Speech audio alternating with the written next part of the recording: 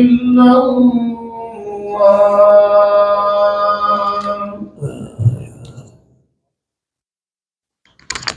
Just make sure I'll do one second.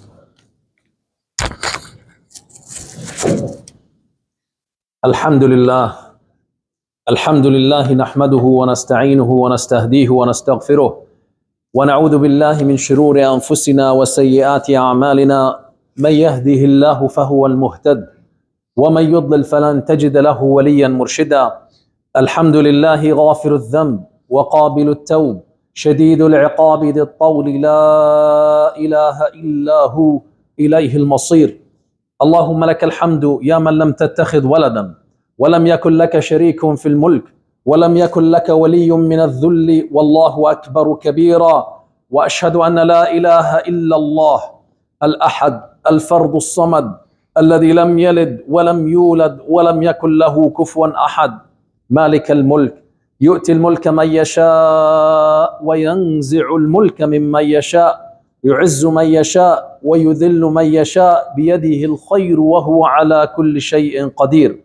سبح له ما في السماوات وما في الأرض وهو العزيز الحكيم. له ملك السماوات والأرض يحيي ويميت وهو على كل شيء قدير. هو الأول والآخر والظاهر والباطن وهو بكل شيء عليم. وأشهد أن محمدا عبده ورسوله بلغ الرسالة وأدى الأمانة وجاهد في الله حق جهاده حتى أتاه اليقين. تركنا على المحجة البيضاء ليلها كنهارها لا يزيغ عنها إلا هالك. شرح الله له صدره ووضع عنه وزره وأعلمه أن مع العسر يسرا وأمره أن إذا فرغت فانصب وإلى ربك فارغب. عباد الله، أوصيكم ونفسي المقصرة بتقوى الله وأحذركم ونفسي من عصيانه ومخالفة أمره لزوما لقوله الحق تبارك وتعالى في كتابه الكريم: يا أيها الذين آمنوا اتقوا الله حق تقاته ولا تموتن إلا وأنتم مسلمون. وكذلك في قول الحق تبارك وتعالى: يا أيها الناس اتقوا ربكم الذي خلقكم من نفس واحدة وخلق منها زوجها وبث منهما رجالا كثيرا ونساء واتقوا الله الذي تساءلون به والأرحام إن الله كان عليكم رقيبا. اتقوا الله وقولوا قولا سديدا يصلح لكم أعمالكم ويغفر لكم ذنوبكم ومن يطع الله ورسوله فقد فاز فوزا عظيما. My brothers and sisters, my dearest children, indeed there's a lot to talk about today, whether it is the upcoming Heritage Month that is planned on the month of October, or whether it is to comment on the last week demonstration that took place in an attempt from the Muslim community to raise our voice and our concerns about what is being promoted in the school system.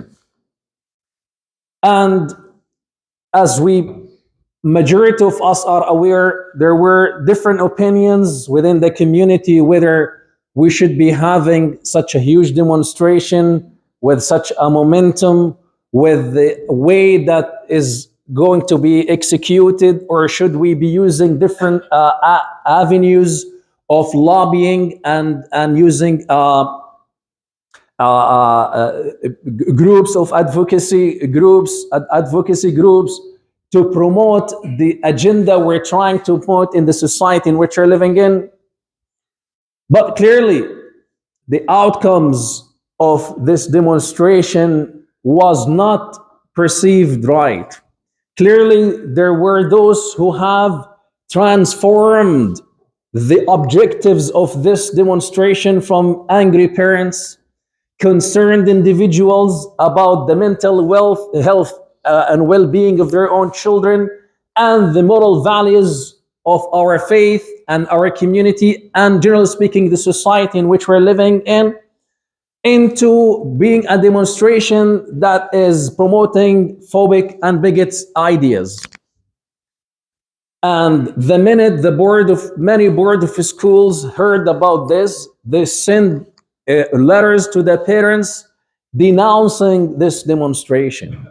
And as a matter of the fact, other groups like the labor group of labor federation group of Ontario have demonstrated a counter demonstration denouncing transphobic and bigot actions. Even our prime minister himself have denounced phobic and bigot actions. And we don't know how they come to this conclusion that we are bigots, we're phobic, and we're promoting fear and insecurity for children in schools.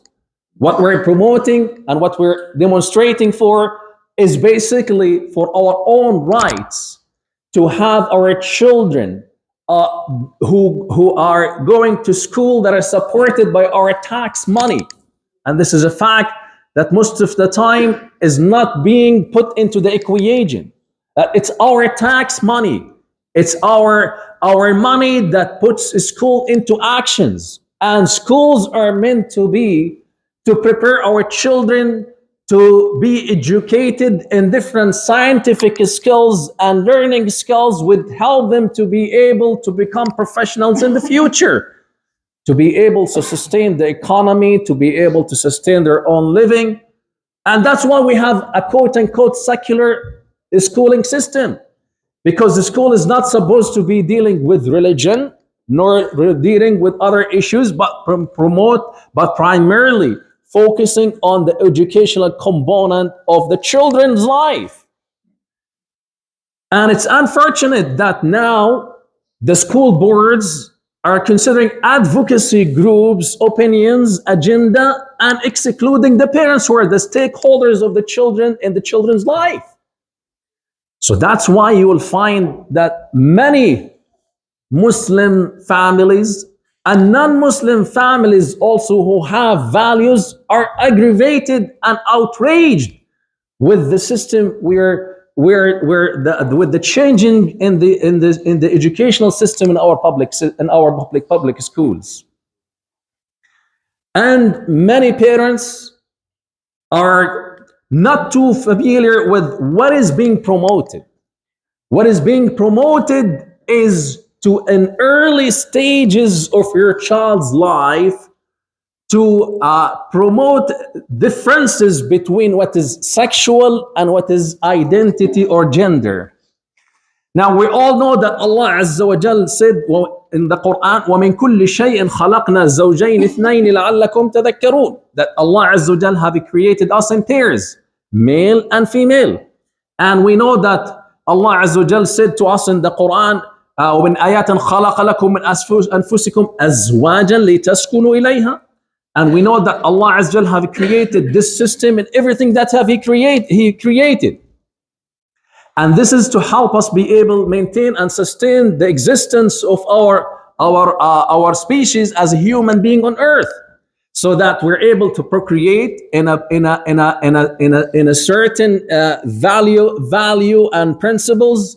As we believe Muslims, there are ways for man and woman to be able to intimate together within the regulations and rules of the deen by marrying according to the Sharia of Islam, and to have a family and to have children. This is the healthy way we look at it as Muslimin. But now there is an agenda of differentiating between what is sexual and what is gender.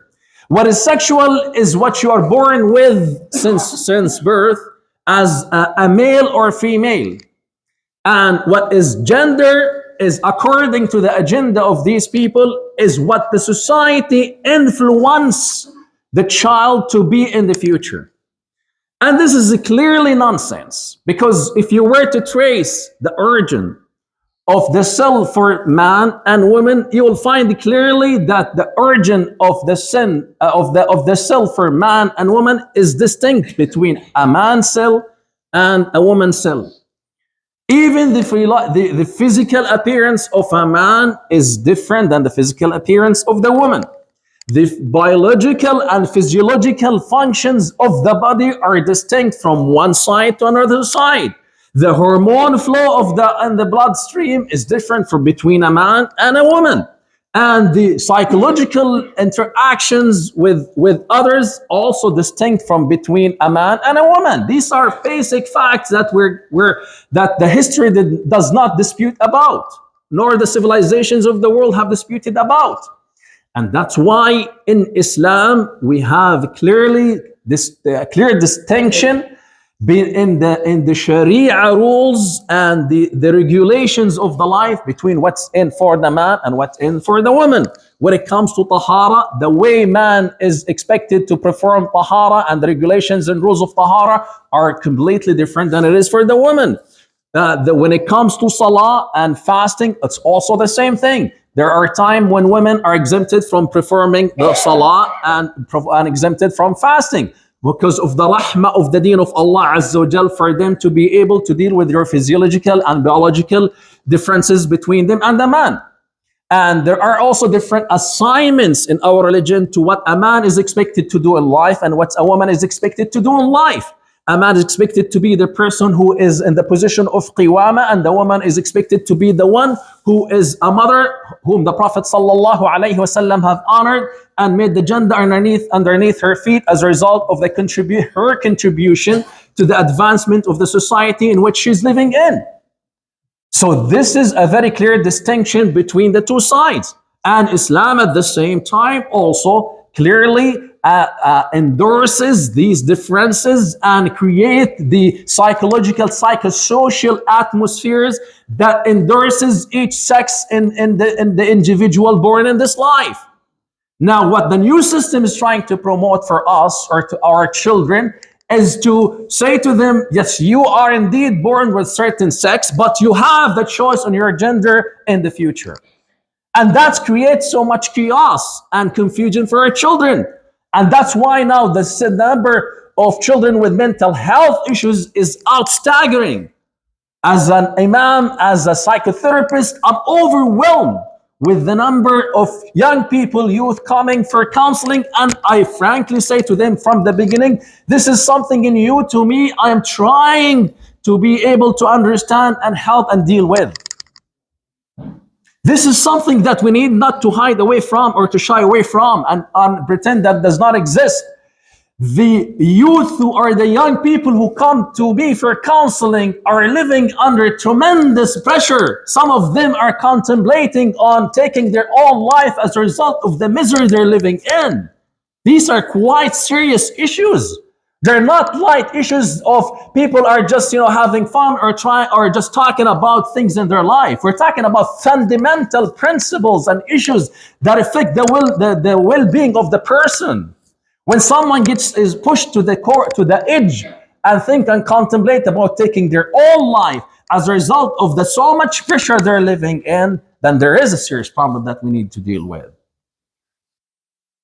There is a beautiful fatwa done by the Fiqh Council of America and introduced by Yasir Qadri, the well-known sheikh from Texas, who presented the fatwa in a beautiful way. I encourage those who want further information and wants to have more exposure into this to read that fatwa. It's a fatwa based on the Islamic understanding of these issues and put in the context of Muslims living in North America. So there is differentiation, as I said, when it comes between what's sexual and what's gender. And it's a clear distinction between how Islam endorses and goes along with the fitrah of the sex of the individual. Unlike what's being promoted right now, that you have a choice in your gender. You should not be living in that struggle. Indeed, as the fatwa goes on to explain, it's about 8 pages fatwa. It goes on to explain that there is something that is called gender dysphoria. Gender dysphoria is what we are dealing with right now, unfortunately, and many of the Muslim youth are struggling with. when they have inner feelings for a certain urge inside them that does not match their gender or their sex.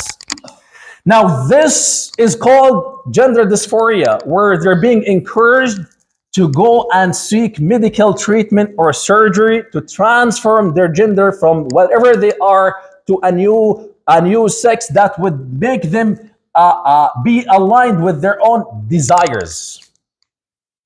Now, there are some details that needs to be explained, and in Khutbah al-Jum'ah, these details cannot be fully explained, but in a nutshell, as Muslims, we're not held accountable for our own thoughts nor about our own feelings. However, we are expected to be held accountable for our own actions. And that's why when it comes to difference between man and woman, though they have different responsibilities in life, though they have different physiological and biological structures in life and different Sharia rules for both of them, they are both equally accountable in front of the mighty Allah Azza wa Jal for their own responsibilities, and they have both equal opportunities to be able to achieve Al-Jannah after their life. So in Islam, there is no favorism to one gender over the other gender or one sex over the other sex. We're both equally have the same opportunities and the same chances to be able to aim to Al-Jannah and roll our sleeves and work hard for it. This is very clear in Islam. أَنِّي لَا أُضِيعُ عَمَلَ عَامِلٍ مِّنكُم مِّن ذَكَرٍ أَوْ أُنثَى.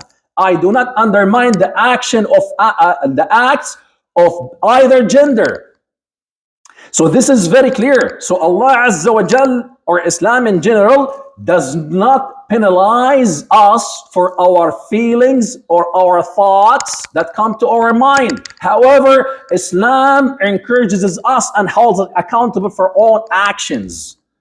Now, one might be saying, why should I be struggling when I have these feelings inside me?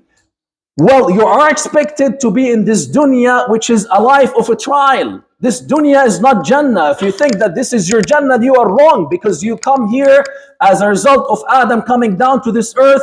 منها خلقناكم وفيها نعيدكم ومنها نخرجكم تارة أخرى. Allah said to him, اهبطوا منها جميعا. You go down to earth and you will be living here, you will be trialed, and after that you will be rewarded. Some of us might be trialed physically. Some of us are born with some biological diseases. Some of us has diabetes, others have blood pressure, others have high cholesterol, others are born with physical disabilities. Now, are these disabilities things they will be punished for for having these disabilities or these diseases? They will not be punished for.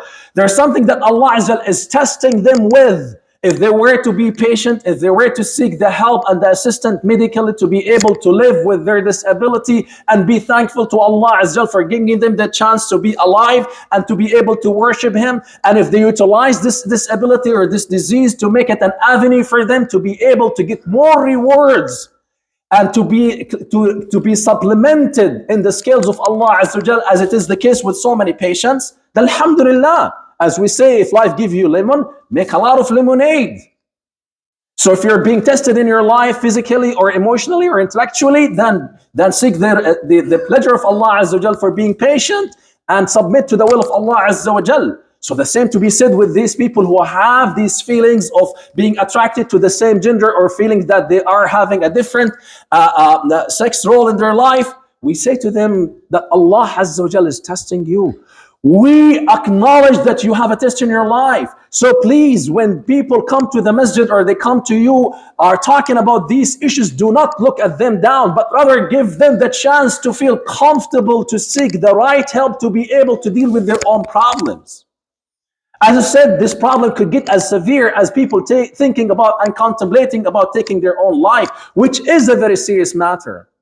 And after all, this body that you're given and this life you have been given is a gift from the mighty Allah Azza wa Jal that you have no control on. The notion they say, my body is my choice, is absolutely not right in Islam. Your body is not yours. It's a trust from Allah Azza wa Jal given to you. And the choice of yours is to live according to the fitrah of your own body, which coincides with the sharia of the deen of Allah Azza wa Jal. Now, however, Islam does not ignore the fact that there are people who are born with genetical diseases. Those who have neither are those who are neither born as full male nor full female, and this is called in the fiqh concept as khuntha. Those who have no clear physical gender identity. And those people have different category in the fiqh books. Islam does not look down at them, but rather acknowledge them and understands the life they're living as being neither gender. And in Islam, they are permitted to do surgery, medical surgeries, to go along with the gender they are more leaning towards. It's impossible, according to the fatwa, that a person would have two full functioning gender identities. It's impossible to have, either a woman gender genitals or a man genitals. It's impossible. You would have imperfect, incomplete, either both or either one of them. So in this case, Islam acknowledges the need for a surgery or a transaction treatment, so to help this individual be transited to one side and to live a life that will help them to be able to practice and apply the deen of Allah Azza wa Jal. However, quite the opposite when it comes to individuals who have fully functioning and have no genetical problems in their own body, that it's not permissible for them to do the transactions. وَلَآمُرَنَّهُمْ فَلَيُغَيِّرُنَّ خَلْقَ اللَّهِ, as shaitan have promised, that will temptate to them to change their physical appearance. Your body is not yours. You cannot say, I can do whatever I want with my own body, because it's a trust. And that's why in Islam, you're not permitted to sell your organs. When you go and donate blood, if it is not done as an act of charity, it is haram. You give your blood as an act of charity to save someone's life. But if you do it for a transaction of money, they're committing a haram act. And that's why it's a complete fiqh perspective about the organ donations and the medical practices in Islam. You're not allowed to donate, and there are certain organs in your body that are not permitted to be donated. And there are certain restrictions and regulations for what you are permitted to donate for someone to save their life. So from that perspective, we say that we will be persistent and we will continue to stand for our own values. When we say to the public system or schooling system that you're clearly messing up the psychology for children, their values, and you're causing more pain rather than helping them on the long range. And we want to make it very clear, when we promote our values and when we stand in our foreign values, we're not being bigots or transphobic or being any of those ick or ism or these negative terms. We're being people of values. And we'll continue to stand for them and bear the consequences as Lut alayhi salam have done so. And we will be stemming our power from the mighty Allah Azza wa Jal. And we'll continue to do whatever in whatever terms and means we're possibly able to do through advocacy and legal system to get our end goal met.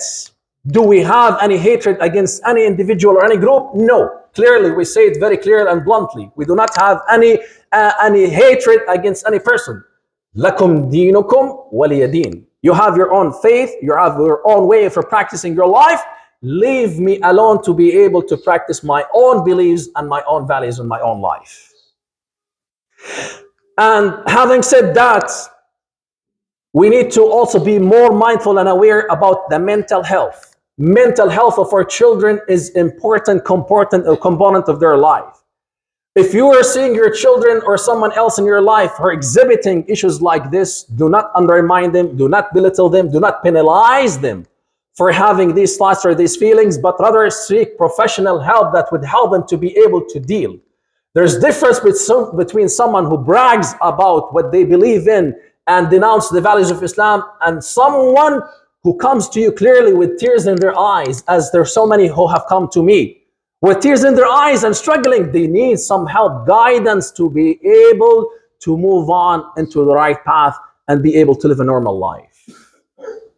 I conclude by saying, and inshallah we'll announce more about it after the Jummah khutbah, the upcoming month, which is the month of October, is the Muslim Heritage Month. This is our chance to go outside and to demonstrate who we are as Muslimin and engage in the different activities the city of Hamilton, alhamdulillah, have worked on for a very long time. The staff of the city, who are some of them are Muslims, and the representatives of the Muslim Ummah, including the brothers from this masjid, have done a lot of meetings to make sure that we will be having a fruitful, inshallah, month of promoting the deen of Allah Azza wa Jal. Be in support for them. Find out how we can be, in support for that. I know there's inshallah announcement after that, because for the sake of the time I'll stop here. وأقول قولي هذا واستغفر الله لي ولكم فاستغفروه فيا فوز المستغفرين.